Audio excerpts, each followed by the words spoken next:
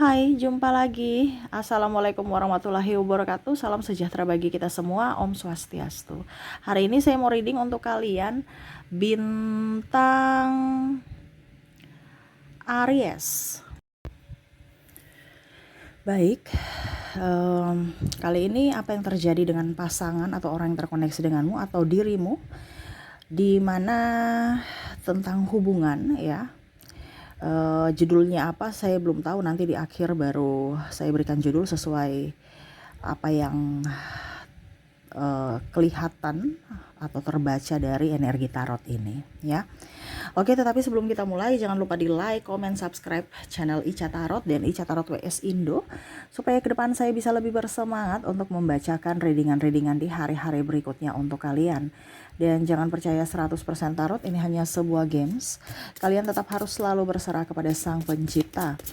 Dan jangan percaya 100% tarot ini hanya sebuah games. Kalian tetap harus selalu berserah kepada Sang Pencipta. Dan walaupun ini hanya sebuah games, memang bukan games biasa, melainkan games menyerap energi, sehingga saya minta kepada kalian untuk bisa lebih bijaksana dalam menyikapi readingan yang akan saya bacakan nanti.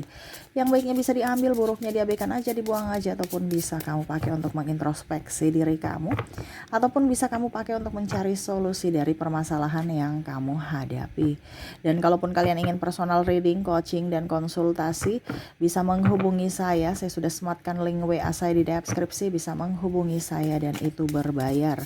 Dan kalaupun juga kalian ingin mendengarkan readingan lainnya, baik karir, keuangan, percintaan, ataupun games-games lainnya, bisa langsung ke playlist, semua sudah tertera di situ, tinggal kamu lihat, pilih, dan bisa kalian dengarkan. Oke, kita langsung saja ya. Berikan energimu sambil fokus pada kartu, sambil saya baca doa dan saya kocok kartunya. Inilah energi untukmu, di mana tentang hubungan ya. Ini bisa hubungan percintaan, pertemanan, persaudaraan, ataupun apapun ya. Kita lihat apa yang akan terjadi ataupun mungkin sudah terjadi ya. Ada King of Wands, ada Six of Swords, Knight of Cups, Page of Swords, Four of Cups, the Emperor, the Wheel of Fortune.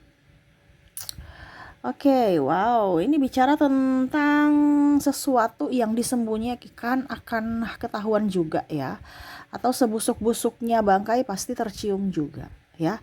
Berarti di sini ada orang yang memanipulasi, tukang manipulatif, tukang playing victim ya. Ini kamu terkoneksi dengan orang-orang ini, entah di dalam hubungan, kamu bisa menyesuaikan saja karena tadi saya bilang energinya general ya, kamu yang menentukan. Saya hanya membacakan sesuai energi yang paling tinggi, di mana yang orang-orang ini terkoneksi dengan kamu di sini orang-orang yang toksik ya. Kalaupun mungkin sudah terbaca saat ini, berarti ini adalah apa dibilangnya, semesta menunjukkan bahwa ini loh yang terjadi, petunjuk ini ya. Inilah petunjuk untukmu, tapi terkadang kamu nggak peka.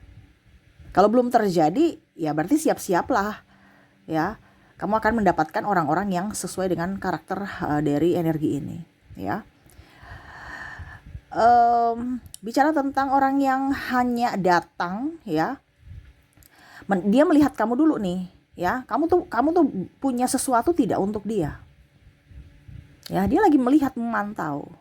Kalau kamu mempunyai sesuatu buat dia, kamu silahkan duduk di kursi nih, artinya silahkan kamu berteman dengan saya, silahkan kamu masuk dalam hidupku, tapi kalau tidak jauh-jauh ya, karena di sini kan ada roda mesin ya. Dia merasa bahwa kamu itu hanya sekedar hanya untuk dimanfaatkan.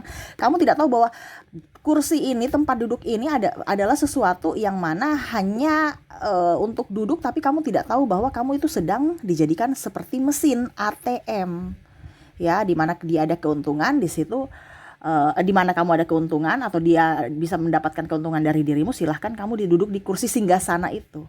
Singgasana ini dalam artian seolah-olah kamu dijadikan raja, dijadikan ratu, dia orang baik, padahal kamu tidak tahu bahwa itu niat licik dia, di mana dia berikan pelayanan, sanjungan, dan lain-lain yang buatmu nyaman, padahal kamu tidak tahu bahwa kamu itu sedang masuk perangkap dia ya.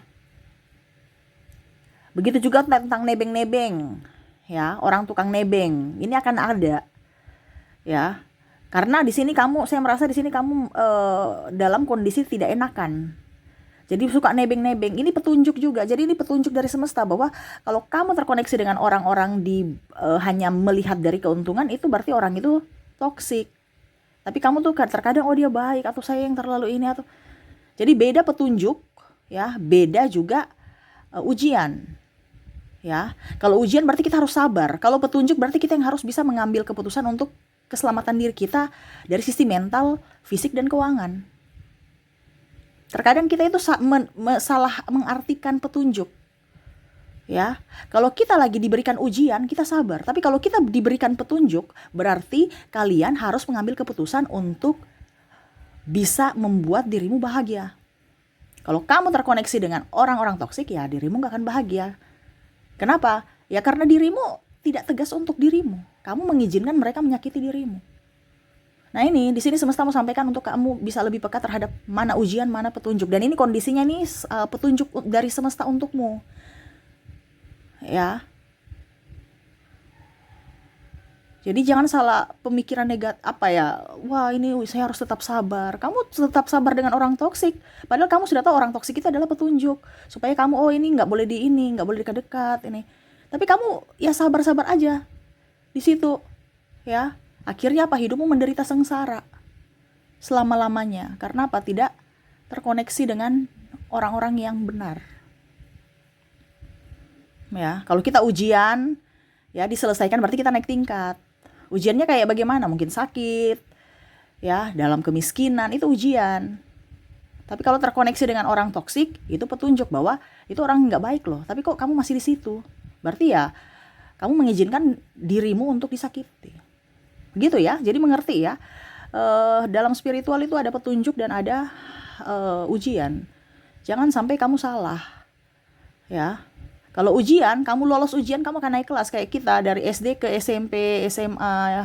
Otomatis kan ada pencerahan dalam hidup kita lebih pintar. Tapi kalau kamu terkoneksi dengan orang toksik, ujiannya nggak akan lolos-lolos, nggak akan lulus-lulus. Ya, ujian terus, tahan kelas terus. Karena apa? Belum tercerahkan. Iya kan? Kalau kamu ujian, baru kamu terkoneksi orang toksik. Orang toksik ini apa? Orang-orang yang tukang malas ini contoh kalau kita di kuliah atau sekolah ya, tukang main game, tidak membuat kita termotivasi untuk belajar. Nah itu ujian. Ya, maaf, itu petunjuk bahwa orang ini tidak tepat untuk kamu. Di mana dia tidak mendukung akan ujian kamu. Tapi kalau orang yang tepat, dia akan membantumu belajar untuk bisa meloloskan kamu dari ujian itu. Begitu ya. Jadi jangan sampai salah. Di sini koneksinya kamu terkoneksi dengan orang-orang yang toksik, di mana ujian-ujian ini yang akan harus petunjuk-petunjuk ini yang harus kamu lihat bahwa ini orang ini toksik. Tapi kamu kadang-kadang nggak peka. Tuh ya. Jadi orang-orang yang bersilat lidah, di depan-depan baik, di belakang-belakangnya ember. Ya, cerita kesalahan kamu, kekurangan kamu, atau bahkan menjelek-jelekan kamu dan keluarga. Ya, tukang nebeng-nebeng, walaupun teman ya. Kita itu jangan berteman dengan orang yang mental miskin, nebeng aja, minta aja. Atau mungkin kamu yang nebeng, atau kamu yang minta. Itu berarti kamu toksik untuk dirimu dan toksik untuk orang lain. Harus bisa mental pejuang, jangan mental miskin. Otomatis kalau kamu mental miskin, ya kemiskinan akan datang ke dirimu. Ya.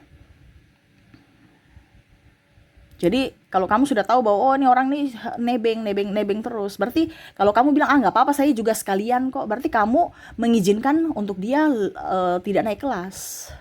Kamu mengizinkan dia untuk gagal. Sama seperti anakmu, kamu rasa sayang sekali gitu kan. Akhirnya apa? Dia manja, ketergantungan sama dirimu. Yang susah siapa? Dirimu. Kenapa? Karena di hari tua kamu nanti dia tetap masih nebeng kamu. Ya, tidak mandiri. Jadi jangan salah kita berpikir, ini kita kasihan, ini enggak. Tapi kita harus punya sisi ketegasan untuk batasan untuk diri kita di masa depan dan diri dia di masa depan. Ya, tukang nebeng-nebeng itu enggak bagus. Nebeng ini, nebeng itu, pinjam ini, pinjam itu nanti menjadi kebiasaan. Ya. Kita memang punya kasih, tapi kalau kasih kita salah diartikan orang, ya, kebaikan kita disalah artikan orang, ya berbahaya untuk dirinya dan diri kita. Akan hancur di hari esok, ya. Macam contoh, pasangan ya, istrinya kerja, suaminya di rumah aja, istrinya berpikir daripada ribut, toh uang saya bisa kok untuk menghidupi keluarga. Iya, tapi itu tidak semestinya seperti gitu. Nanti akan ribut terus dan memberdayakan kemalasan suami. Walaupun kamu bisa, tetap harus suami punya tupoksi masing-masing dikerjakan, bukan terbalik. Ya, kondisi saat ini terbalik, istri pergi cari kerja, laki-lakinya di rumah. Ya, ini hati-hati loh. Harus dikomunikasikan. Terkadang takut komunikasi, akhirnya ribut. Nah, ini toksik di sini dari hubungan. Ya, menjadi diri sendiri. Ya, egois. Ya, memang kita bilang menjadi diri sendiri adalah yang bagus, tetapi menjadi diri sendiri yang egois ini kan berarti individualis. Dalam satu hubungan gak bisa kita bilang individualis. Harus bersama, harus rembuk, harus komunikasi. Kalau gak ada komunikasi gimana? Ya, nah ini keras ya, take of sword, keras hati. Minta maaf aja susah, apalagi mau introspeksi diri. Nah, itu sudah kategori orang toksik kan? Kalau kamu terkoneksi dengan orang-orang ini, berarti ini petunjuk untukmu bahwa dia orang tidak baik untukmu, tidak pantas untukmu. Ya, dikasih tahu, dikasih nasihat, nggak mau dengar. Terus kamu mau di situ supaya dia berubah. Ya, berarti kamu mengizinkan dirimu untuk gila. Terkadang kita tuh kebanyakan mungkin kita nggak lihat bahwa kita itu sakit di mental. Karena kita terkoneksi dengan sakit fisik saja, padahal kamu gak lihat hatimu, jiwamu itu sakitnya luar biasa. Terkoneksi dengan orang-orang ini. Ya, kita harus waras dulu, baru kita dapat sehatnya. Tapi kalau kita gak waras dari sisi psikologi, ya siap-siap sakit-sakitan datang. Sakit apapun, mau mah, migrain, ya, flu apa, semuanya itu dari pikiran juga. Karena hati gak bersih.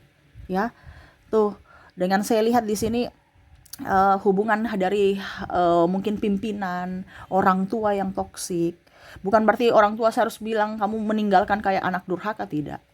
Ya, tetapi akan lebih mengerti, oh karakter orang tua saya begini, saya nggak usah terlalu mau pusingkan. Kadang-kadang anak itu mengambil hati, akhirnya apa, pada saat usia besar bentrok dengan orang tuanya, sudah seolah-olah nggak mau mengakui orang tuanya lagi karena sudah ada luka batin. Ya, dia tetap orang tuamu walaupun salah, tetapi kamu harus tetap bisa memberikan pemaafan. Karena saya lihat di sini ada orang tua toksik, ya, membanding-bandingkan anaknya dengan anak yang lain atau orang lain, ya. Terus habis itu bicaranya kasar, ada pemukulan, ya. Nah ini, kamu sudah tahu bahwa orang tuamu keras, ya sudah, kamu kenapa ladeni atau ini, biarkan aja, nggak usah cari masalah. Kalau bisa ya kamu tetap begitu dengan kondisi tenang. Ataupun ya kalau kamu sudah kerja ya bisa kamu kos sendiri untuk ketenangan jiwa. Tetapi ingat, tetap harus berbakti, harus tetap memberikan maaf kepada orang tua. Kalau bicara tentang pasangan, ya kembali lagi kepada dirimu, harus dikomunikasikan dengan baik. Ini kan kuncinya, komunikasinya nggak ada. Ya, sama-sama egois, sama-sama keras hati. Ya. Dan harus lebih tenang. Ingat, waktu tidak akan terulang. Jadi isilah kehidupanmu untuk menjadi bahagia. Jangan sampai kamu terus-terusan stres, emosi, kasihan, waktumu terbuang hanya untuk terkoneksi dengan orang-orang yang tidak bermanfaat. Ya, bukan berarti saya bilang harus bisa ada manfaatnya orang itu, tapi setidaknya manfaat yang positif, bukan dimanfaatkan, ya, beda ya. Bermanfaat untuk kamu untuk bisa menjadi lebih baik. Kamu bisa menjadi orang yang hebat, orang yang bisa belajar, orang yang optimis. Ya, bukan terkoneksi dengan orang pemalas, pesimis, mageran. Ya, berarti kamu menyia-nyiakan waktumu. Dimana orang sekarang kondisinya sudah tua, contoh ya, kan kebanyakan seperti gitu, sudah tua baru mau mulai. Waktu muda fit-fit, tenaganya kuat, di mana? Pada saat sudah rentan baru masih mau kerja, ya percuma. Harus dari sekarang kerja, selagi masih kuat. Setelah itu menikmati hidupmu dari hasil apa yang kamu sudah kerjakan. Nah, jangan kamu habiskan uangmu hanya untuk orang yang tidak apa ya, kalau dibilang tidak menghargai kamu. Dan ini kebanyakan ada. Ya.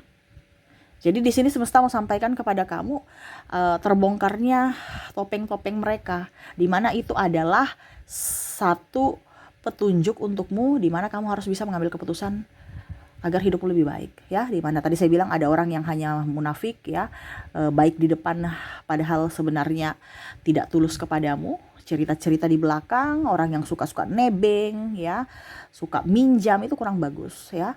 Dan keras hati, egois ya, tidak mau minta maaf, tidak mau introspeksi, orang yang tadi saya bilang mulutnya kurang bagus ya, entah bergosip, entah memaki, cacian ya, ataupun ada KDRT, itu juga kurang bagus dekat-dekat kamu. Kamu yang harus bisa mengambil perlindungan. Kak Ica, tapi mereka sudah berubah. Ya syukur kalau dia berubah, tapi jangan kaget kalau mereka nanti kembali lagi. Ya, selingkuh, apa itu semua penyakit yang akan kambuh. Pemukulan, KDRT itu satu saat nanti. Mungkin sekarang dia sudah ini, tapi kalau dia lagi tertekan, jangan kaget kalau dia akan memukul lagi ataupun memukul anakmu. Dan ini bisa trauma berkelanjutan kepada keturunan. Nah, ini hati-hati ya. Jadi isilah waktumu sebaik mungkin, jangan pernah sia-siakan waktumu, karena waktu tidak akan terulang lagi. Ciptakan surga di bumi ini, sehingga kamu bisa mendapatkan surga di dunia sesudah kematian nanti. Intinya gitu. Kita nggak bisa mendapatkan surga kalau di bumi ini kita sengsara. Kenapa? Karena hati kita tidak bahagia, kita akan mendapat neraka nanti. Karena untuk bisa kunci masuk surga adalah hati yang gembira, hati yang bahagia. Jadi ciptakan surga di dunia ini, baru kamu bisa mendapatkan surga di dunia setelah kematian. Ya. Terkadang kita bilang harus sabar, tapi emosi, rasa sakit hati, terus kecewa itu ada dalam itu sama saja kamu memendam neraka dalam dunia ini. Akhirnya apa? Kamu pintu surgamu nggak bisa terbuka karena kamu berkamuflase, kamu bertopeng dengan kebaikan, kesabaran, padahal hatimu itu sangat penuh kebencian, amarah.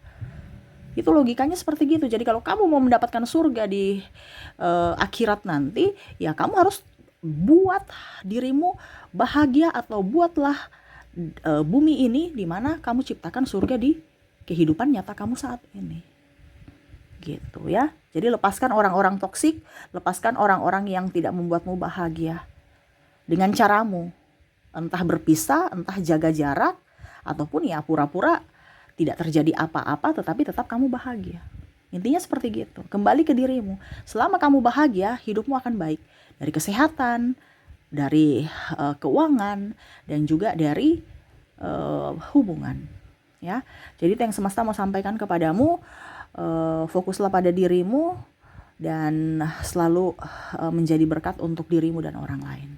Oke, itu yang bisa saya readingkan untukmu. Semoga resonate dan bermanfaat. Jangan lupa di like, comment, subscribe channel Ica Tarot dan Ica Tarot WS Indo, supaya ke depan saya bisa lebih bersemangat untuk membacakan readingan-readingan di hari-hari berikutnya untuk kalian. Terima kasih, saya pamit.